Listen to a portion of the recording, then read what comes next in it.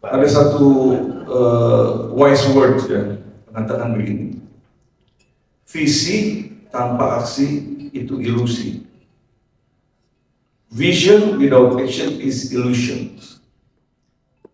Action without vision is confusion.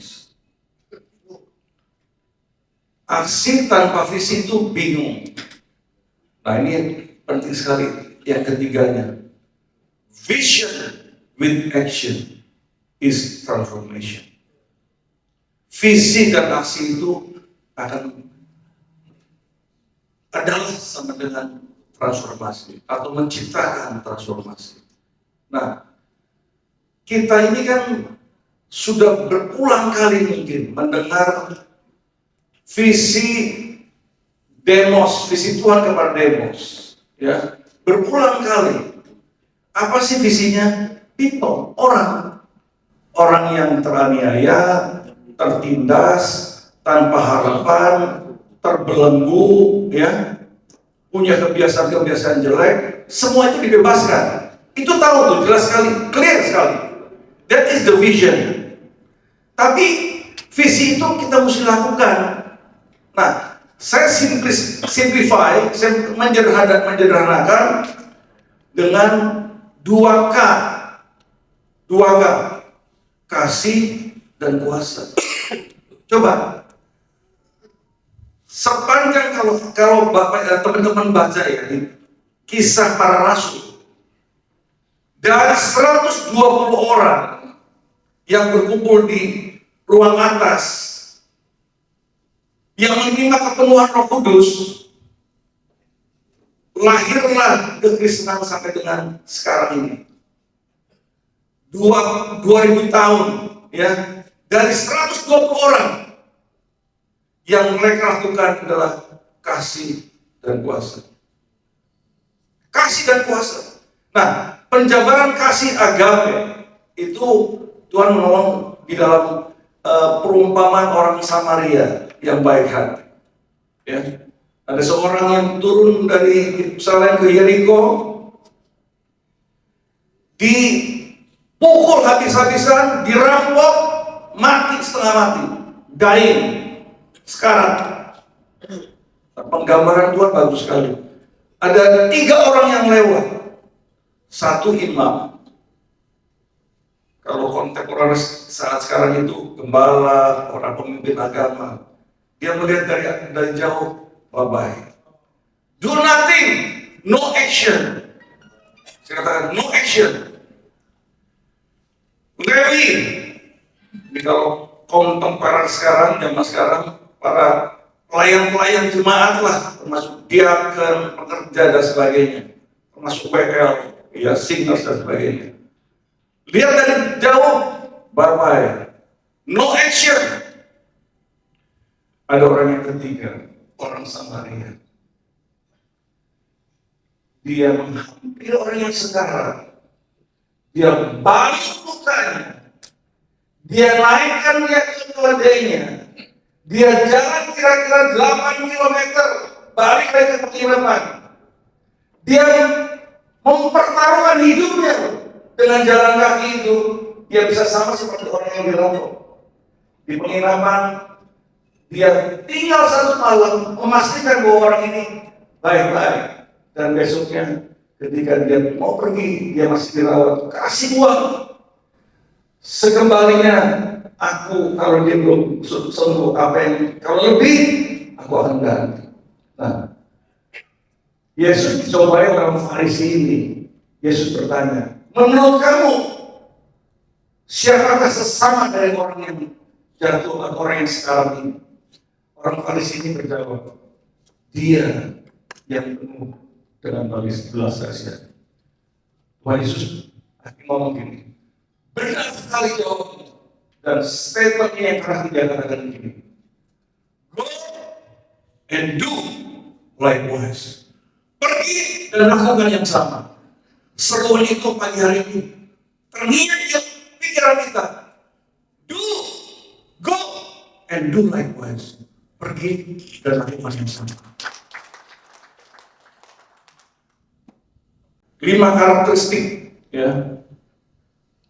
Kasih, dan kita harus berpuasa. Dan tadi Pak Hengki katakan, Pak Hengki tolong practice every day. Bagi teman-teman yang kemarin juga dapat practice, Pak Bambang, latih terus Pak, ya, latih terus.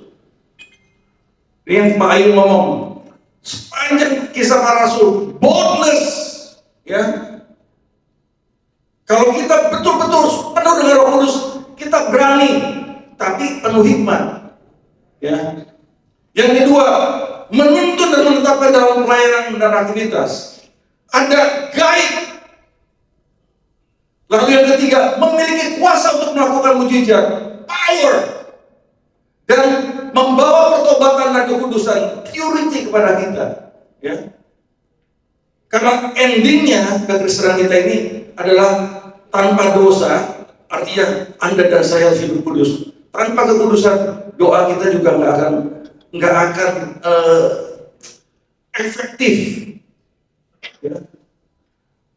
Yang kelima, membawa dan kesatuan. Saya berpikir nih, doa ini, kenapa selalu kita juga bisa gontok-gontokan? Satu hal, karena nggak diajar tentang pengurapan ataupun penerimaan Roh Kudus. Ini key. Kalau kita nggak ajarin, full gospel juga bisa berantakan, bisa bubar. Tapi orang yang penuh Roh Kudus, ya, membawa persatuan dan unity, kesatuan. Percaya sama saya. Ya, supaya jangan terlalu tegang, saya mau buat pantun sebentar. Buat sambal pakai terasi, bikin perut penuh terisi. Lakukan kasih dan kuasa atas visi, maka akan terjadi transformasi. Satu-satunya departemen yang 3 generasi, Ya. cuma di prayer. Saya 71. Jadi nggak ada fotonya. Pak Lukman, coba berdiri Pak Lukman. Pak Lukman itu 60. Ya. Ya. Kemudian Pak Christian ini dan juga Sandy itu 50. 3 generasi.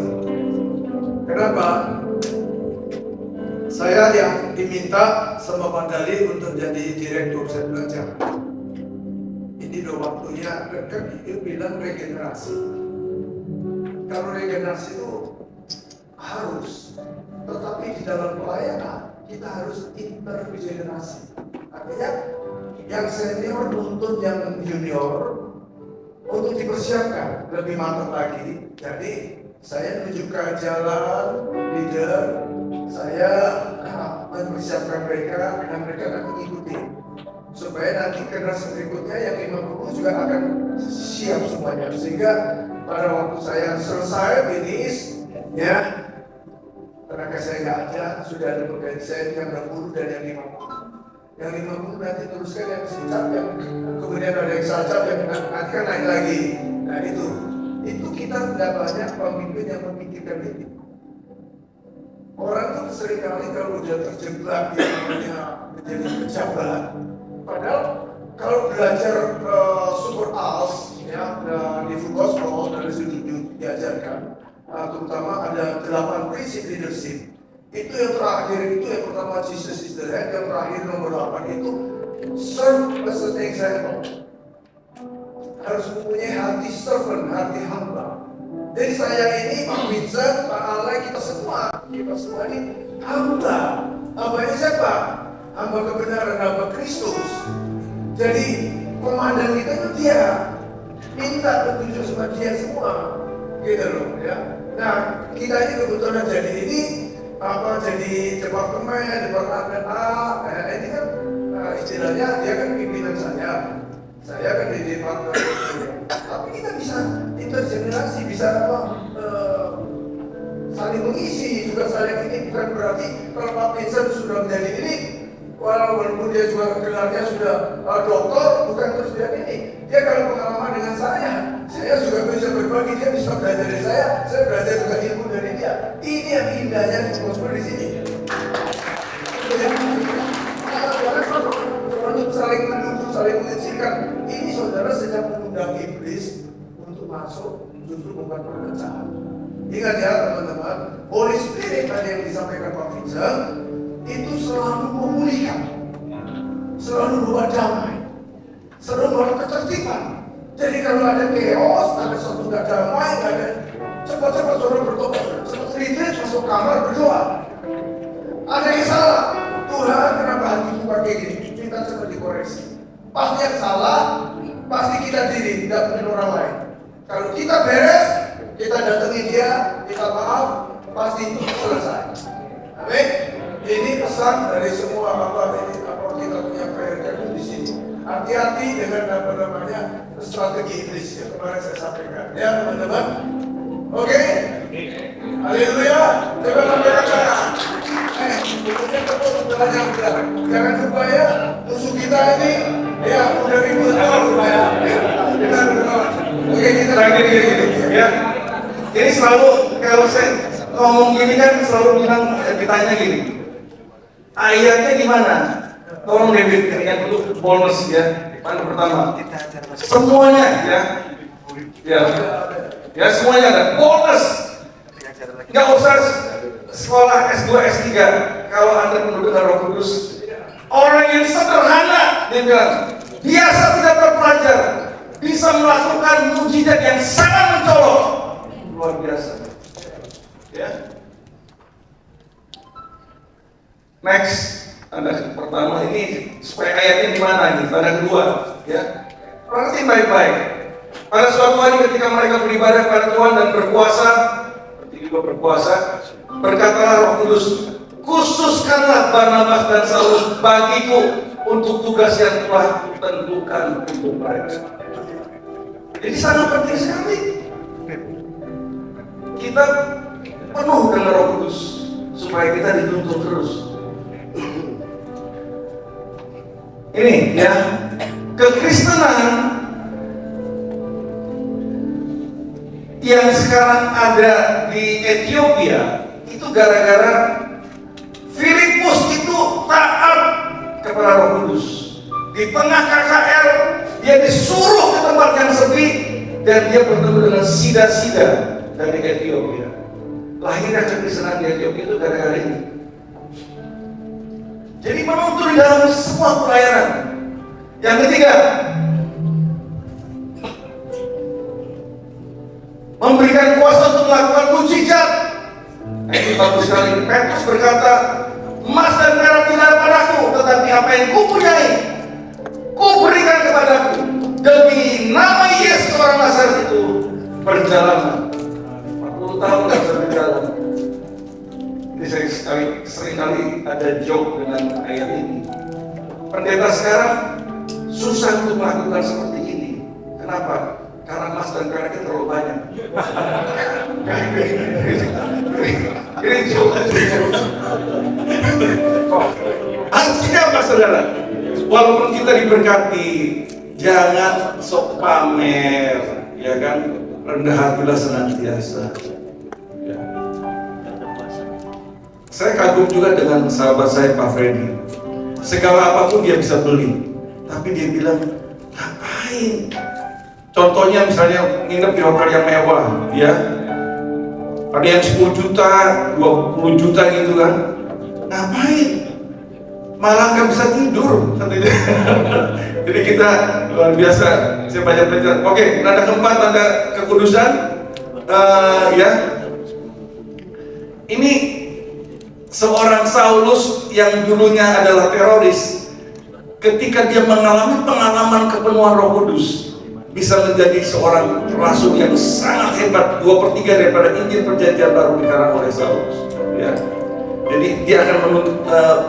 Ya, kelima yang terakhir, terus ini membawa persatuan dan kesatuan, ya, luar biasa. Jadi FGB MFI, kalau kita ingin bersatu dan ada kesatuan, seluruh member FGB MFI di Alex harus mengalami step yang keempat, yaitu kepenuhan Roh Kudus. Tuhan Yesus memberkati kita semua. Ini semua materinya Bapak Ibu Bapak di Otomo Iya. nanti dibagikan di grup jika nanti bisa memperkaya kita ya. Sehingga kalau ada nanti pelayanan, ada pertanyaan-pertanyaan tentang Holy Spirit, semuanya biblical, basicnya ada. Kita juga nggak ragu-ragu, orang juga bisa diluruskan lagi. Iya, Ya. karena Anda pasti akan ditanya ayatnya mana gitu. Ya itu semuanya ada semuanya. Sudah ada semuanya. Yang kita ajarkan ini, kita pasti masuk surga ya, Pak David, karena kita buahnya itu pasti lebah. Justru yang berbuah itu nanti akan dicampakkan di api neraka, ya, berbuah. Nah, saya mengakhiri sebelum nanti kita nyanyi.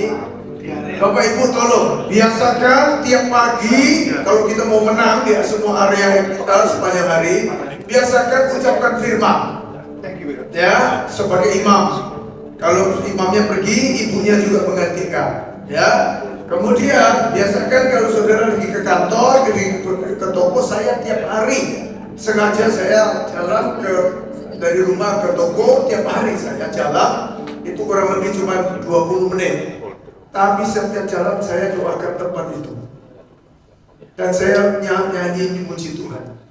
Terus ini, betul-betul saya itu latihan ibadah itu. Saya makanya bisa strong terus kenapa saya menyala-nyala. Ini seringkali Tuhan kasih kita hikmah. Nah, nggak pernah kita apinya kendor karena itu. Begitu mendapatkan orang, kita samperin, kita cek. Waduh, indah sekali saudara. Itu yang namanya kita menjadi orang Kristen meaningful life. Ya, kalau kita nggak berbuat apa-apa menjadi meaningless.